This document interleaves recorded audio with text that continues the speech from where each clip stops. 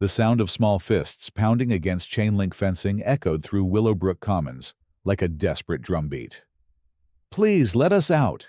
came the muffled cry from behind the maintenance shed, where 5 children pressed their faces against the wire mesh, tears streaming down their cheeks.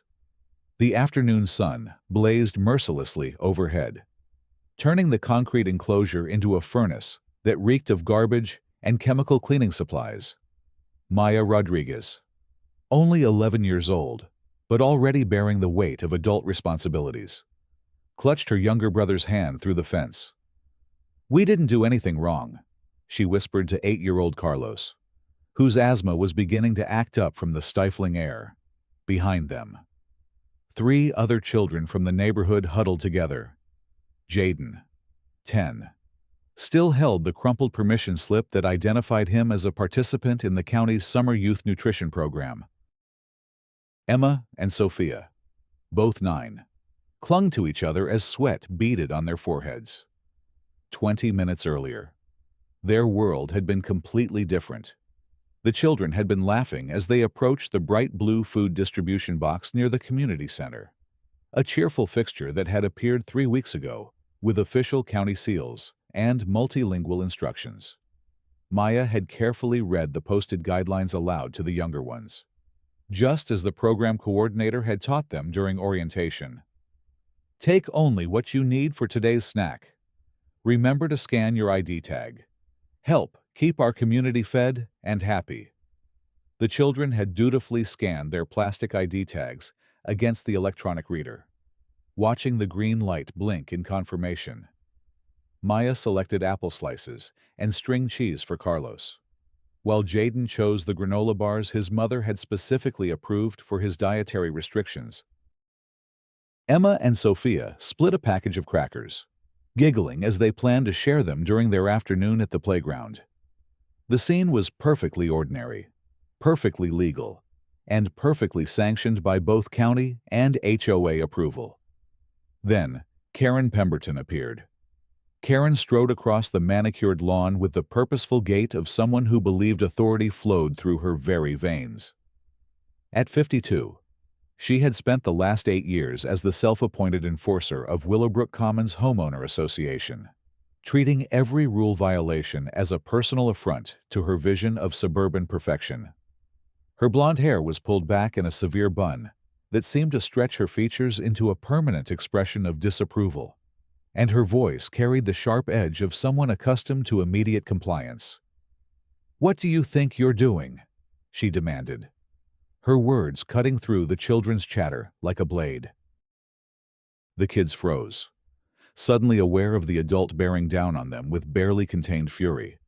Maya instinctively stepped in front of the younger children, her heart beginning to race as she recognized the woman who had once screamed at her mother about parking violations. "We're getting our afternoon snacks from the program box," Maya replied carefully, holding up her ID tag so Karen could see the official county seal. "We all have permission to be here." Karen's eyes narrowed as she surveyed the children, her gaze lingering with obvious disdain on their soft bodies and worn clothing. "Permission from who this is stealing. Plain and simple. Look at you people, taking food that doesn't belong to you." Her voice rose with each word, drawing the attention of several residents who had been tending their gardens nearby. "Do you think this community exists to feed every hungry kid who wanders through?" Jaden stepped forward, his voice shaking but determined. "Ma'am, this is the county hunger program. My mom signed me up, and we have these ID tags that prove we're supposed to be here."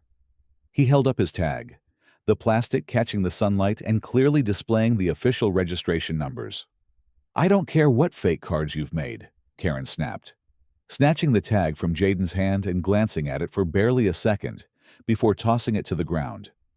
"This food is meant for families who actually live in this community and pay their dues, not for a bunch of freeloaders who think they can help themselves to whatever they want." The accusation hit the children like a physical blow. Maya felt her cheeks burn with shame and anger as she realized what Karen was implying. These weren't random kids from outside the community. Maya and Carlos, lived in Unit 47B with their mother, who worked double shifts at the hospital. Jaden's family had moved into the townhomes just 6 months ago. Emma and Sophia were visiting their grandmother in Unit 23A, where they spent every summer while their parents worked. "We do live here," Emma said quietly, her voice barely audible.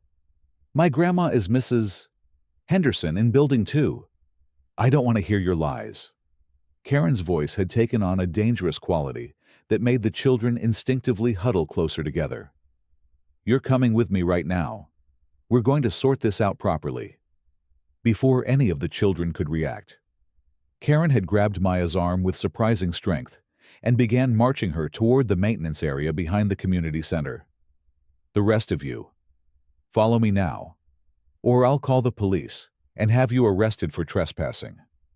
The threat hung in the air like a dark cloud, and the younger children, terrified and confused, scrambled to keep up. The maintenance area was a grim corner of the otherwise pristine community, hidden behind a tall wooden fence and accessible only through a narrow gate that most residents never noticed. Industrial dumpsters lined one wall, their contents creating a sour smell that mixed unpleasantly with the chemical odors from stored cleaning supplies. The ground was stained concrete, and the whole area felt like a prison yard compared to the manicured lawns and flower beds visible through the chain-link barrier. "Get in there!" Karen commanded, shoving Maya through the gate with unnecessary force. The other children followed reluctantly, their eyes wide with fear and confusion. "You want to act like thieves? Then you can stay with the rest of the trash until the authorities arrive." The sound of the gate clanging shut was like a prison door slamming closed. Karen produced a heavy padlock from her pocket, clicking it into place with an air of grim satisfaction. "Now we'll see how tough you are when the police get here to sort out your little theft ring." "You can't lock us in here!" Maya shouted, panic rising in her voice as she grabbed the chain link and shook it desperately. "We haven't done anything wrong. Check our ID tags. Call the county program office." Karen was already walking away, her phone pressed to her ear. 911. "I need police at Willowbrook Commons immediately. I've caught a group of children stealing food from our community center. Yes, I have them contained safely until you arrive." Mrs.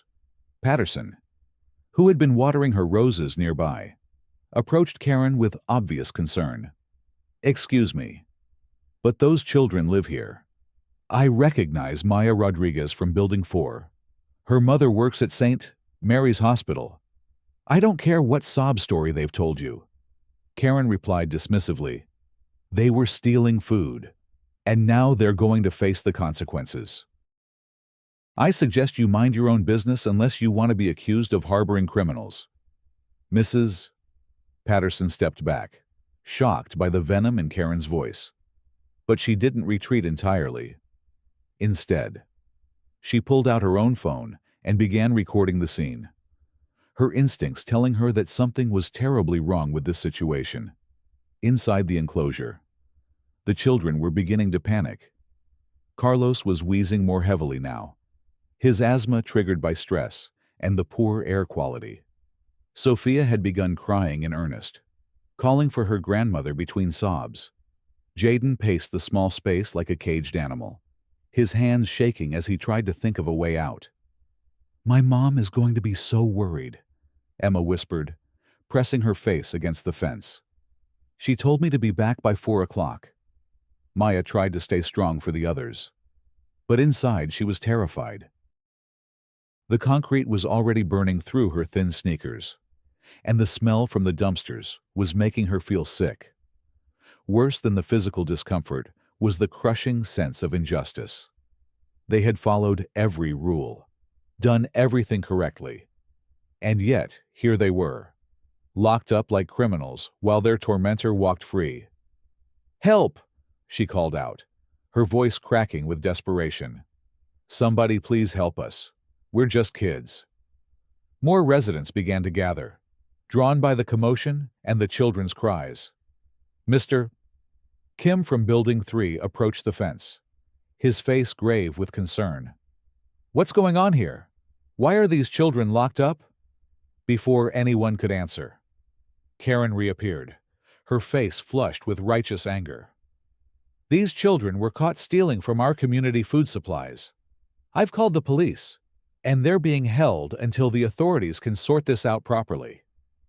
"Stealing from what food supplies?" asked Mrs. Chen, who had just arrived with her own grandchildren.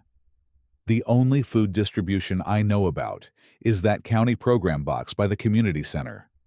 Karen's expression flickered for just a moment, but she quickly recovered. "They were taking food that doesn't belong to them. It doesn't matter what program they claim to be part of. This is private property, and I have the authority to protect it." "That's not a private food supply," Mr. Kim said firmly. "That's a county-sponsored nutrition program. I helped coordinate the installation myself as part of the Community Outreach Committee." The words hung in the air like a bomb waiting to explode. Karen's face went pale, then flushed deep red as the implications began to sink in. "That's impossible. I would know about any programs affecting this community." "You signed the approval form yourself 3 months ago," Mrs. Chen added quietly. "It was part of the spring board meeting minutes. The county approached us about participating in their youth hunger initiative, and the board voted unanimously to approve it." Karen's mouth opened and closed wordlessly as the memory came flooding back. The meeting had run long, and she had been focused on more pressing matters like the new landscaping contracts and pool maintenance schedules. When the county representative had presented the program, it had seemed like a feel-good initiative that would make the HOA look good in the community newsletter. She had signed the papers without reading them carefully, assuming it would involve maybe a small donation or some promotional materials. "That doesn't change anything," she said desperately, her voice rising to cover her growing panic. "These children were unsupervised and taking more than their share. Someone needs to maintain order around here." "Let them out right now," Mrs. Patterson demanded, stepping forward with her phone still recording.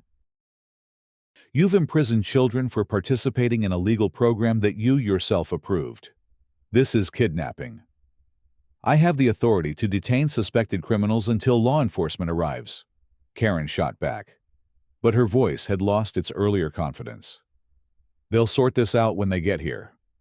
The sound of sirens in the distance made everyone turn their heads. The police were indeed coming, but Karen was beginning to realize that their arrival might not bring the vindication she had expected. Inside the enclosure, the children had heard the sirens too, and their crying had intensified. Officer Rodriguez arrived first, his patrol car pulling up to the community center with lights flashing. He stepped out, surveying the scene with the practiced eye of someone who had responded to countless domestic disputes and community conflicts. What he saw made his jaw tighten with anger. 5 children, none older than 11, were pressed against a chain-link fence in what appeared to be a maintenance storage area. They were crying, sweating in the heat, and one of the smaller boys was clearly having trouble breathing. A crowd of adults stood nearby, some recording with their phones, others arguing in raised voices. "What's the situation here?" Officer Rodriguez asked, his voice carrying the authority of someone who expected immediate and honest answers. Karen rushed forward, her earlier uncertainty replaced by desperate aggression. "Officer, thank goodness you're here. I caught these children stealing food from our community center. They were taking supplies meant for actual residents." Officer Rodriguez looked at the children, then at Karen, then at the growing crowd of residents. "Ma'am, are you telling me you locked children in a storage area?" "I detained them safely until you could arrive," Karen replied, though her voice wavered slightly. "They were stealing, and I have the authority, as HOA board member, to protect community property." "Officer," Mrs. Patterson interrupted, stepping forward with her phone. "These children were participating in a county-sponsored nutrition program. They have ID tags and everything. This woman locked them up for accessing food they're legally entitled to. Officer Rodriguez's expression darkened as he examined the scene more carefully. The children were clearly distressed, and the smaller boy was showing signs of a medical emergency. "Ma'am, I need you to unlock this gate immediately." "But they were stealing," Karen protested, even as she fumbled for the key to the padlock. "Ma'am, unlock the gate now, or I'll be forced to consider this false imprisonment of minors." The officer's voice had taken on a tone that brooked no argument. With shaking hands, Karen unlocked the padlock and swung open the gate. The children stumbled out, Maya immediately helping Carlos to a shaded area where Officer Rodriguez knelt beside them. "Are you kids okay? Does anyone need medical attention?" Carlos was wheezing badly now, and Officer Rodriguez immediately called for an ambulance, while Mrs. Chen ran to get the boy's inhaler from his apartment. The other children huddled together, still shaken by their ordeal, but relieved to be free. "Officer, these children have ID tags for the county's summer youth nutrition program," Maya said, her voice stronger now that she was no longer trapped. She held up her tag, along with the others that Jaden had retrieved from the ground where Karen had thrown them. Officer Rodriguez examined the tags carefully, noting the official county seals and registration numbers. He then walked over to the blue distribution box, reading the posted instructions and guidelines. Everything was clearly legitimate, properly authorized, and completely legal. "Ma'am," he said, turning back to Karen with a stern expression, "these children were participating in a legal county program. You had no grounds to detain them." "I didn't know about the program," Karen said weakly. Her earlier bravado completely evaporated. "I thought they were stealing." "Actually, you did know." Mr. Kim stepped forward with a folder of documents. "I brought copies of the board meeting minutes from March. Your signature is right here on the program approval form." The papers rustled in the afternoon breeze as Officer Rodriguez reviewed them. Karen's signature was indeed clearly visible on multiple documents, including a detailed description of the program's goals, participant demographics, and operational procedures. There was no way she could claim ignorance. "Ma'am, I'm going to need you to come with me," Officer Rodriguez said, his voice official and cold. "You're being charged with false imprisonment of minors, filing a false police report, and child endangerment." Karen's face went white as the handcuffs clicked around her wrists. "This is ridiculous. I was protecting the community. These kids were unsupervised and taking food. They were participating in a program you approved," Officer Rodriguez replied as he guided her toward his patrol car. "A program specifically designed to provide healthy snacks to children during summer months when school meals aren't available."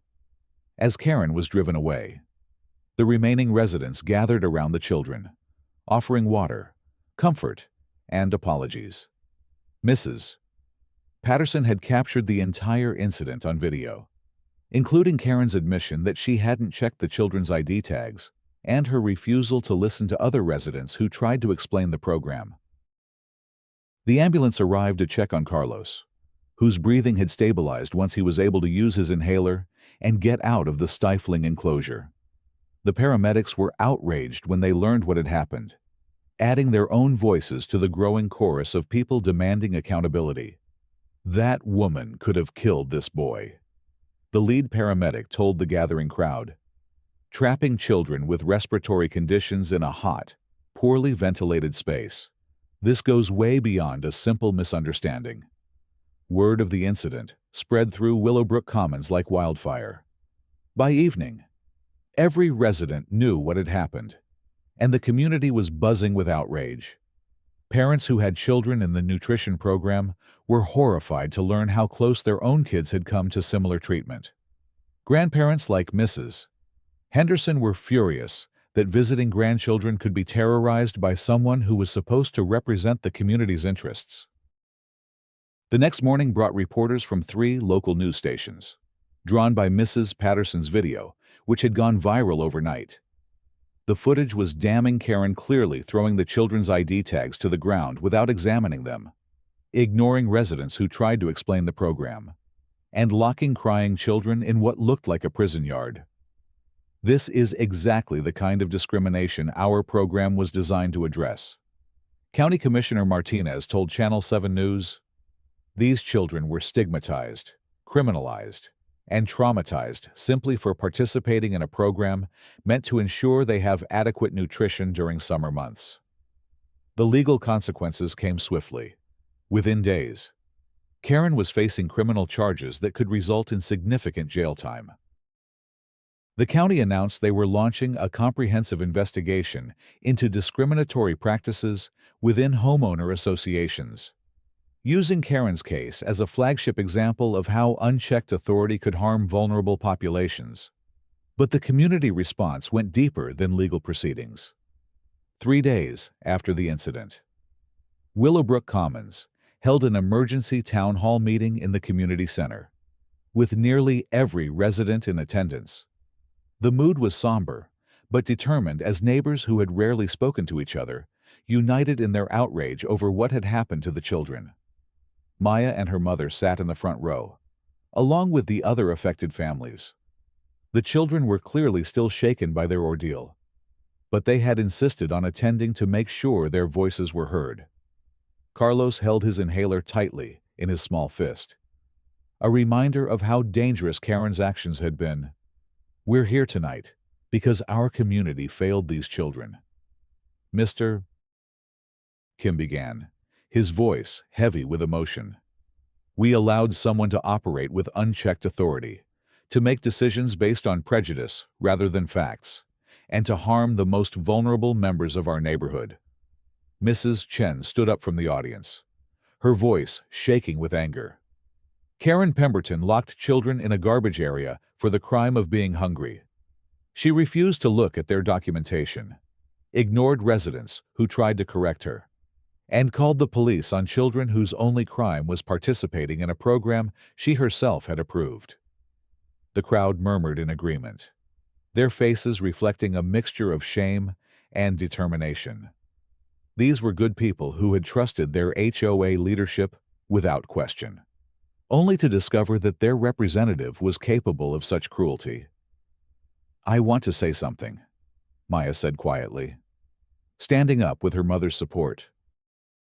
The room fell silent as all eyes turned to the 11-year-old girl who had shown such courage during the ordeal. "Mrs. Pemberton looked at us like we were thieves, just because we're not skinny and our clothes aren't expensive. She didn't care that we had permission. She didn't care that we live here too. She just saw kids she thought didn't belong." Maya's words hit the room like a physical blow. Several adults wiped tears from their eyes as they confronted the ugly reality of what had motivated Karen's actions. This hadn't been a simple misunderstanding or an overzealous interpretation of community rules. This had been discrimination based on appearance, assumptions about economic status, and prejudice against children who didn't fit Karen's narrow vision of who belonged in the community. "We're sorry, sweetheart," Mrs. Patterson said, standing up with her own tears flowing freely. "We're sorry we let someone represent us who could treat children this way.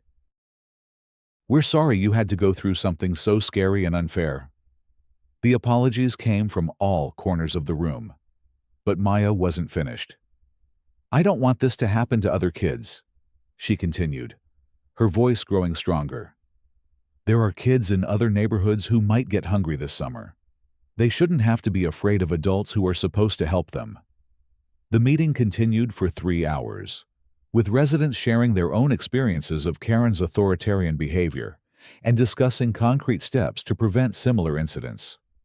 A new board was elected on the spot, with term limits and accountability measures built into their governance structure. The nutrition program was not only reaffirmed but expanded, with additional education for residents about its purpose and importance. Meanwhile, Karen's legal troubles were mounting. The district attorney announced that she would be prosecuted to the full extent of the law, facing charges that could result in years in prison. Her actions had been so egregious, and the video evidence so damning, that plea negotiations were off the table. When adults in positions of authority abuse that power to harm children, we prosecute aggressively. District Attorney Williams told reporters, "This defendant's actions were not just illegal, but morally reprehensible.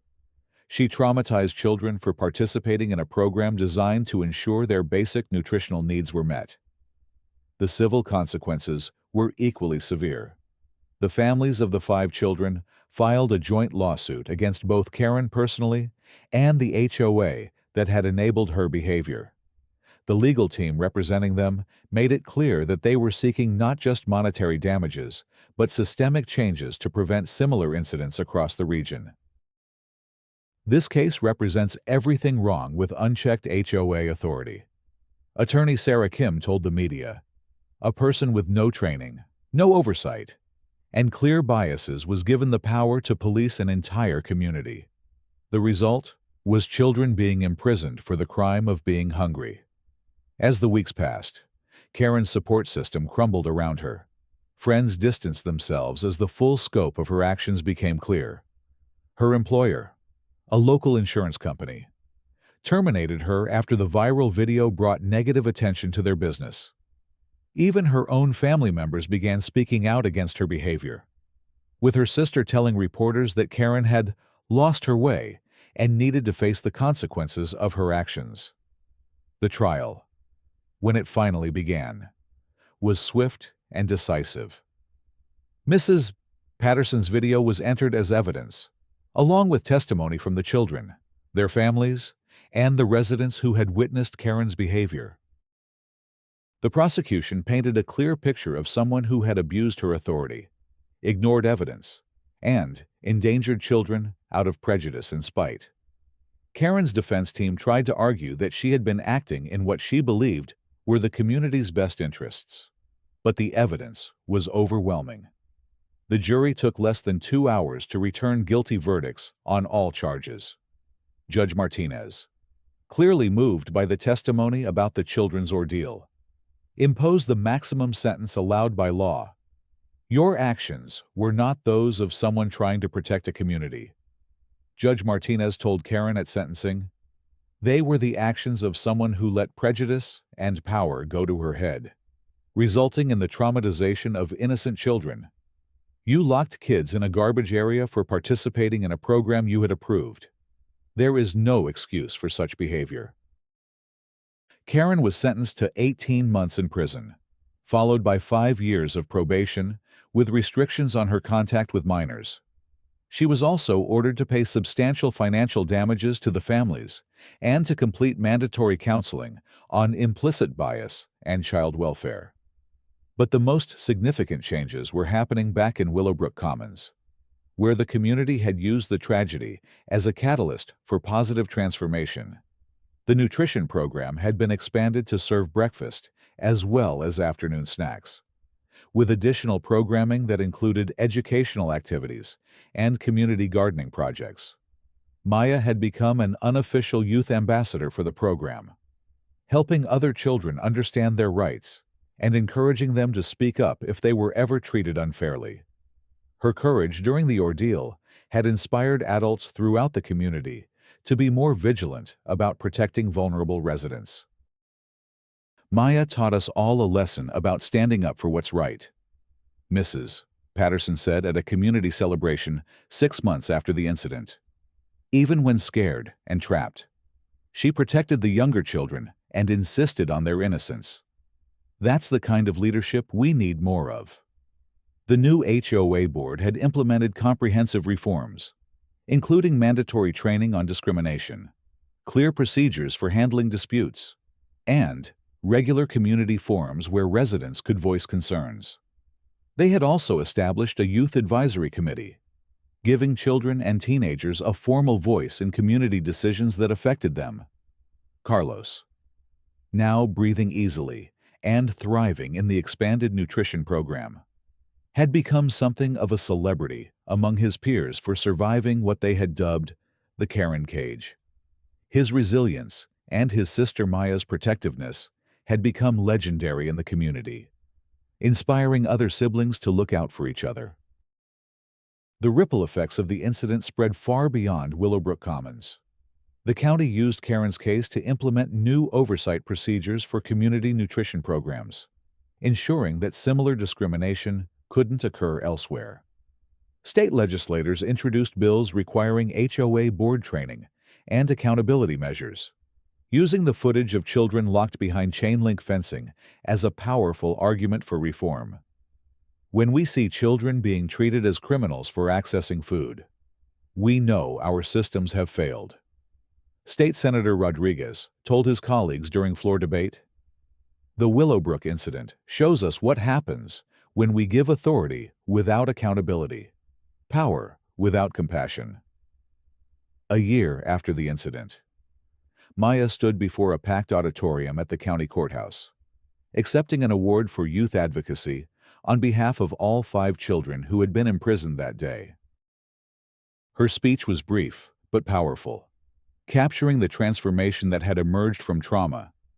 What happened to us was wrong and scary, but it showed our community who we really are, she said, her voice clear and strong. "We're not the kind of people who let children be hurt for being hungry. We're the kind of people who stand up for each other, who make sure everyone belongs, and who turn bad things into chances to do better." The audience rose in a standing ovation that lasted 5 minutes. But Maya's attention was focused on the back of the room, where her family and neighbors from Willowbrook Commons were cheering. Carlos gave her a thumbs up, his inhaler safely tucked in his pocket, but no longer a source of anxiety. Jaden, Emma, and Sophia waved from their seats, all of them healthy, happy, and secure in their place in the community. As the ceremony concluded and families gathered outside in the sunshine, the transformation was visible everywhere. Children who had once been afraid to access the nutrition program now ran freely through the community, their laughter echoing off the buildings. Adults who had once remained silent when witnessing injustice now spoke up immediately, their voices strengthened by the memory of 5 children's tears behind a chain-link fence. Karen Pemberton's name was no longer spoken in Willowbrook Commons, her memory fading like a bad dream. But the lessons learned from her cruelty lived on in every policy change, every training session, and every moment when a community member chose compassion over suspicion, understanding over judgment. The blue nutrition box still stood by the community center, busier than ever, as more families discovered the program and more children learned they had a right to healthy food, regardless of their appearance or economic status. The instructions were now posted in multiple languages, and a small plaque had been added, "In memory of courage shown by young voices, Maya, Carlos, Jaden, Emma, and Sophia. May all children feel welcome here."